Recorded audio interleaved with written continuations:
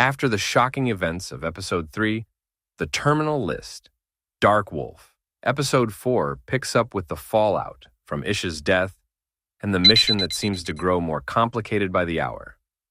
The episode wastes no time throwing viewers into layers of mistrust, betrayal, and dangerous moves in the high-stakes game surrounding nuclear proliferation. Vahid and Cyrus clash over nuclear ambitions. The story opens with Haverford carefully packing away Ish's belongings, while Hastings and Edwards attempt to console him. But beneath the somber mood lies a growing distrust. Hastings, ever the cautious one, reaches out to one of his father's old acquaintances to dig deeper into Haverford's background. His instincts tell him not to trust a man they know so little about. The contact assures Hastings that Haverford is reliable. He's dedicated his life to making sure Iran never develops nuclear capabilities. This mysterious source also hints that Haverford has a deep cover asset within the Iranian government. Got it. Doesn't make any fucking sense. Any QRF takes more than 15 minutes. He attends his nephew Babak's birthday celebration. In a telling exchange, Vahid subtly shows up the minister Yusuf with a flashy gift and iPhone, contrasting the minister's symbolic warrior dagger. Cyrus, however, sees this as dangerous, since he doesn't want Yusuf to view them with suspicion. After the party, Yusuf praises Cyrus's diplomatic work, but advises Vahid to return to Tehran quickly. Vahid later confronts Cyrus about their collaboration with the minister on nuclear development. While Cyrus sees nuclear power as a way forward, Vahid argues it will only bring unimaginable destruction. He reminds his brother that their people have already inflicted harm using primitive weapons. Nuclear arms would multiply that devastation. This disagreement not only highlights their ideological split, but also hints that Vahid may be Haverford's spy, Haverford's risky plan. Meanwhile, in Munich, an encrypted message sets the next phase in motion. Haverford informs his team that their mission has been approved. They are to intercept a Khalid network shipment. This shadowy group has been trafficking nuclear materials, and Molnar's proof-of-concept bearings are now being moved from Budapest to Geneva. Haverford's idea is simple in theory. Ambush the convoy, replace the real bearings with expertly crafted fakes, and sabotage Iran's centrifuge project from within. He hands out assignments to the crew and then takes Hastings aside privately.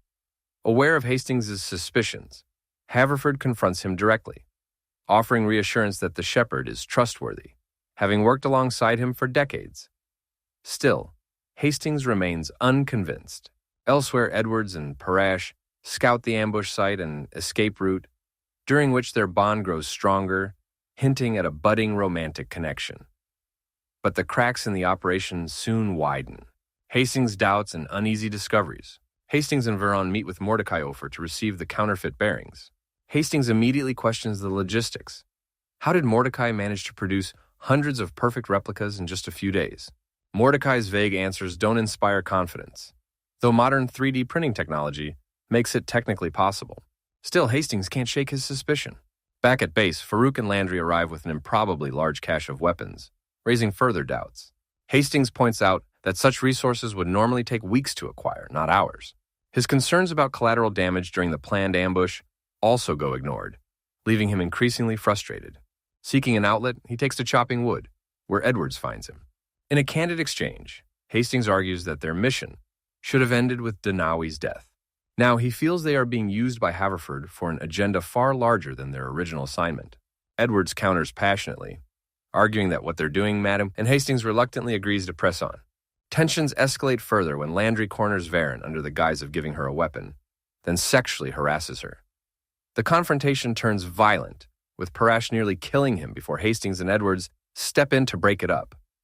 Rather than discipline Landry, the team lets the moment pass, though the unspoken distrust lingers.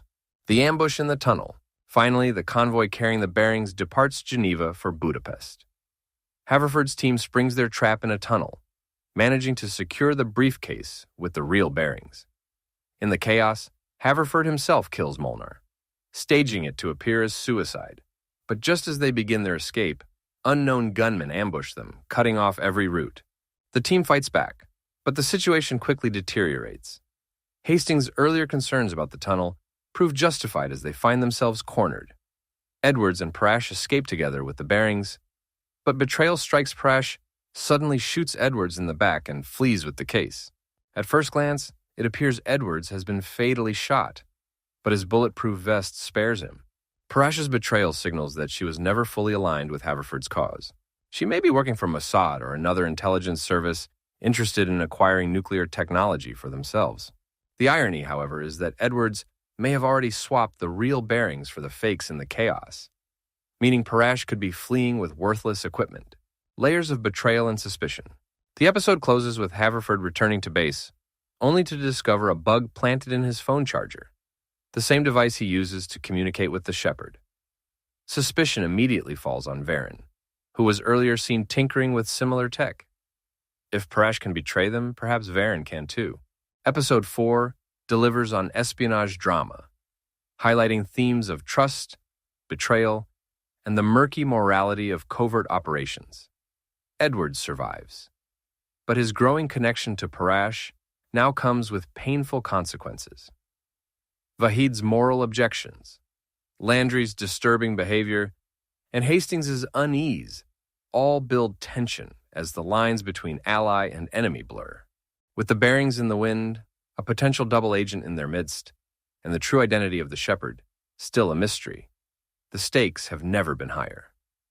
Episode 5 promises to peel back even more layers of deception in this tangled web of global espionage.